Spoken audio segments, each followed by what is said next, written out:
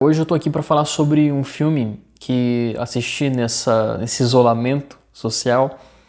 É um filme do Ingmar Bergman chamado No Limiar da Vida. É um dos primeiros filmes do Ingmar Bergman. Tem muitos elementos nessa obra que serão revisitados pelo diretor ao longo da sua carreira.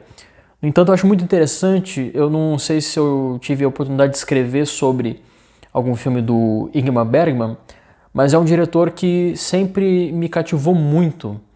E claro, é muito fascinante a sua narrativa, as suas provocações, sempre me trouxe muito essa catarse, o cinema dele. Mas eu não sei se vocês sabem, o trabalho do Ingmar Bergman é 3 vezes maior no teatro do que no cinema. E eu acho que quando acontece essas coisas, né, esse artista que ultrapassa as barreiras da linguagem, né, de uma plataforma, por assim dizer, nos faz perceber que a arte ela não se situa mesmo no formato. A arte ela se situa na expressão. E por esses e outros motivos, acredito que Ingmar Bergman é a prova de que um artista, quando é autor, ele transcende, sabe? Ele transcende as plataformas, os formatos, por conversar tanto com a arte no seu âmago, que ele faz obras tão provocativas e sobre dilemas e sensibilidades tão intrinsecamente envolvidas com o ser humano. A história é básica. São 3 mulheres que estão numa maternidade e elas estão lá por 3 motivos diferentes. A primeira mulher, ela chega nessa maternidade, acabaram de sofrer um aborto espontâneo. Com isso, ela começa a refletir sobre de que maneira esse aborto representa não só, claro, uma limitação da vida, mas também uma representação daquilo que ela estava vivendo com o seu relacionamento.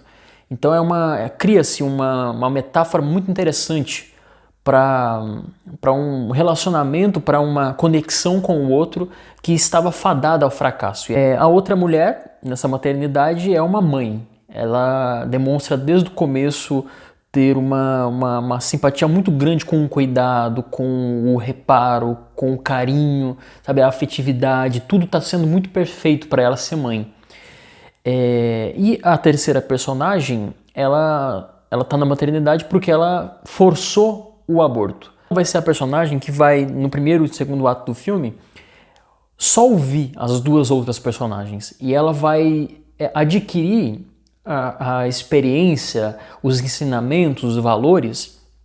E claro, é muito simplificado dizer isso, mas é feito de uma forma tão especial, é tão feminino no sentido de causar essa provocação tão imensa, sabe? É um feminino que transcende ao ser humano, que antes de ser mulher, antes de ser mãe, antes de ser... é um ser humano, sabe? Com dilemas, enfim, é um filme interessantíssimo. O filme abre mostrando as silhuetas dos enfermeiros, dos médicos, sobre uma vidraça. Vemos primeiro a silhueta, a sombra dos personagens, para depois, de fato, uma enfermeira em específico abrir a porta da maternidade, do hospital, como se estivesse convidando o espectador a adentrar naquela jornada, né? E essa jornada é puramente humana. A intensidade narrativa e principalmente provocação filosófica é feita de uma maneira tão tecnicamente impressionante, porque isso tem muito no trabalho do Bergman, essa coisa do uso da luz, né? No uso da luz e das sombras. E aqui fica muito marcado as expressões dessas personagens. A luz e a sombra é utilizada de modo a construir esse mistério envolvendo as personagens, que é um mistério muito sutil, né? Não é um filme policial, não é um filme de mistério, um filme de terror, nada disso. Ele é um filme doce, sabe? Mas existe nessa doçura essa intensidade, sabe? Puramente humana, puramente de valores até muito enraizados com o feminino. Logo no começo do filme, quando a personagem da Cecília ela perde a criança, né? Ela sofre um aborto, isso não é um spoiler, ela diz uma frase exatamente nesse jogo de luz, nessa brincadeira de sombras, que é a seguinte, eu vou ler aqui inclusive, que é impressionante. Ela diz, aqui tudo é diferente. Talvez não apenas ventres sejam abertos à força aqui. Nunca vou esquecer esse momento. Nunca vou estar tão perto da vida novamente. Pelo menos foi-se por minhas mãos, pelo meu ventre, mas escoou como água. Ela, ao perder um filho, ao sofrer esse aborto espontâneo, e percebendo que isso é o mais monstruoso que pode significar essa frase, mas não é, porque é humana, ela percebeu o quanto que isso estava fadado a acontecer justamente por um ambiente extremamente hostil, para uma vida que estava prestes a nascer. Ela percebe que ela jamais, e ela não poderá, inclusive, chegar tão perto da vida novamente, porque ela não foi feita para ser mãe. Ela precisa se descobrir como mulher. E isso num filme de 58, sabe? É um filme de 58, é um filme de um homem, sabe? É Bergman. Mas é justamente aí que eu acho interessante como o artista, ele transcende, sabe? O artista, ele realmente consegue ultrapassar as barreiras. E tal como Bergman é muito mais conhecido no teatro e ainda tem uma carreira extremamente relevante no cinema, ele consegue escrever. E escrevendo ele transcende, escrevendo ele brinca, a fotografia, as expressões, as mulheres são elementos, são partes desse homem, sabe? São parte dessa mente, desse coração exposto, sabe? Exposto, entregue e compartilhado.